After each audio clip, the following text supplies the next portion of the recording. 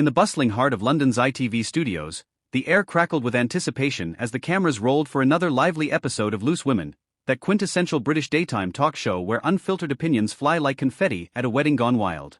It was a crisp autumn morning in 2025, and the panel, Denise Welch, the fiery Geordie firebrand with her trademark wit sharp as a stiletto, flanked by her co-hosts Kay Adams, Sunetra Sarkar, and Gloria Hunniford, buzzed with the energy of women who had seen it all and weren't afraid to say so. The audience, a sea of eager faces in the tiered seating, clapped enthusiastically as the theme music faded, signaling the start of what promised to be a routine chat about celebrity memoirs and midlife reinvention. Little did they know, the universe had scripted a collision course between two titans of British entertainment, the venerable Sir Michael Caine, at 92 years young, making a rare promotional appearance for his latest memoir, The Elephant to Hollywood, Revisited, a reflective tome on his Cockney roots, his improbable rise from the East End to Oscar glory, and his unyielding love for the silver screen. Michael, with his iconic gravelly voice and those piercing blue eyes that had charmed audiences from Alfie to The Dark Knight, stepped onto the set with the poise of a man who had danced with danger in Zulu and outwitted spies in the Ipcress File. Dressed in a tailored navy blazer over a crisp white shirt, no tie, because who needs one at his age? He settled into the guest chair with a warm smile, waving to the crowd like an old friend at a pub reunion. Denise, ever the instigator, leaned forward with a mischievous glint, her blonde bob framing a face etched with the lines of laughter and battles fought on stages from Coronation Street to Celebrity Big Brother. As the conversation meandered through the minefield of Michael's storied career, Denise Welch's probing took on a sharper edge, her questions evolving from playful jabs to pointed inquiries that peeled back the layers of the legend seated before her, exposing vulnerabilities he had long armored with wit and wisdom. The panel's dynamic shifted palpably. Kay Adams, the seasoned anchor with her Scottish pragmatism, attempted to interject with a segue about Michael's philanthropy, his quiet support for underprivileged youth in the East End, funding scholarships that echoed his own improbable ascent, but Denise waved it off with a laugh that rang a touch too loud, too dismissive. Okay, that's all well and good, but let's not gloss over the grit. Michael, you write so eloquently about the war, the Blitz losing mates to the Luftwaffe, but how did that boy from Rotherhithe, the one selling scrap metal to eat, stare down the demons of doubt when Hollywood called? Her tone was empathetic, almost maternal, drawing from her own battles with addiction and mental health crusades that had made her a Loose Women mainstay, a voice for the broken and the bold. The audience leaned in, captivated by the intimacy, women in their cardigans and pearls nodding in recognition of that universal fight against imposter syndrome. Michael paused, his fingers drumming a subtle rhythm on the armrest, a habit from his variety days when timing was everything, before responding with measured grace, Denise, love, doubt's an old friend, whispers in the dressing room before every take, but I learned early, cock it up or cock it right, just cock it. The intermission that followed Michael's pointed retort felt interminable, a commercial gulf where sponsors hawked everything from joint supplements to holiday escapes, but back on the set of Loose Women, the atmosphere had transformed from convivial chat to a powder keg primed for ignition, with Denise Welch at the fuse and Sir Michael Caine eyeing the door like a getaway car in a heist flick. As the show clawed back from the break, Kay Adams, sweat beading subtly on her upper lip despite the air-conditioned chill, launched into a filler segment on autumn fashion faux pas, models strutting in ill-advised plaid skirts that drew polite claps from the thawing audience. Gloria Hunniford, the eternal optimist with her silver mane and stories of yore, chimed in with anecdotes from her radio days interviewing Sinatra, drawing tenuous parallels to Michael's Rat Pack-adjacent tales, but the elephant in the room, quite literally, given his memoir's title, loomed large, its shadow eclipsing the runway.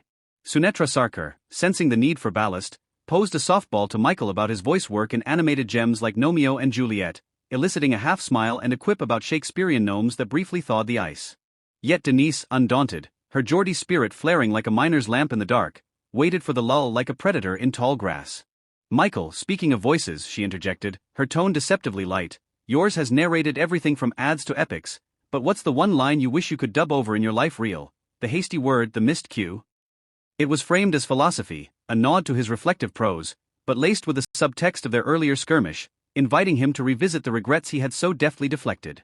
The audience, now fully invested, hushed, phones aloft capturing the drama for posterity, as Michael's response simmered, dub over? Easy, every yes to a bad script, every no to a good fight. With Michael's silhouette vanishing into the backstage haze like a ghost from one of his noir classics, the Loose Women set transformed into a whirlwind of ad-libbed recovery, Denise Welch at the epicenter, her pulse racing with a high of confrontation as her co-host scrambled to stitch the frayed broadcast back into something resembling coherence. Kay Adams, the unflappable Scot with her quick wit honed on breakfast telly, seized the microphone like a lifeline, her voice pitching up to fill the void. Well folks, that was Sir Michael Caine, unfiltered, unforgettable, and clearly not one for mincing words. Stay tuned for more after this. The audience, a kaleidoscope of reactions from stunned silence to scattered applause, erupted into chatter as the break banner flashed, phones already dissecting the drama in group chats and Twitter threads that ballooned by the second. Gloria Hunniford, ever the peacemaker with her soft Irish lilt, patted Denise's knee. "Love, you poked the bear, brilliant telly, but he'll stew on that one." Sunetra Sarkar nodded, her medic's calm masking concern. "He looked gutted. Think we owe him a peace offering, maybe tickets to his next premiere?" But Denise, adrenaline surging like post-curtain call, waved them off with a throaty laugh. "Gutted? He's a pro," stormed off like he's channeling Harry Palmer on the run. Besides, someone had to ask the real questions. His book's all gloss, no grit.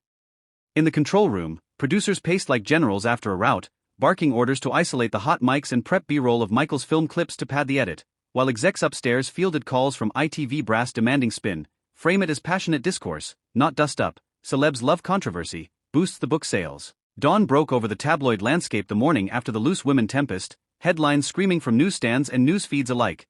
Caine storms off after Welch's wild probe, blaring across the Sun's front page, while The Guardian dissected it as a clash of celebrity titans, authenticity versus artifice in daytime TV. Denise Welch awoke in her Cheshire home to a symphony of pings. Texts from mates, voicemails from agents, and a deluge of social scrolls painting her as both villainous and victor, her follower count spiking like a fever dream. Over porridge and strong builder's tea, she replayed the footage on her iPad, wincing at her own fervor. Christ den, that Polish line was a bit much. Poke the pensioner proper. Yet pride flickered too. The clip had racked up 2 million views overnight, comments a battlefield of queen of callouts. And leave the legend alone. Her husband, artist Lincoln Townley, chuckled from across the kitchen island, sketching idly. "Babe, you gave him the portrait he deserved. Raw strokes, no varnish. He'll thank you in the next edition." Emboldened, Denise fired off a follow-up tweet threading the needle. "Last night's chat with Sir Michael was electric. Grateful for his candor, gutted if it stung. Icons like him built the path we strut. Peace? Hashtag respect the Sir." It softened the edges, retweets rolling in from allies like Nadia Sawala and even a like from Michael's official account, a digital white flag.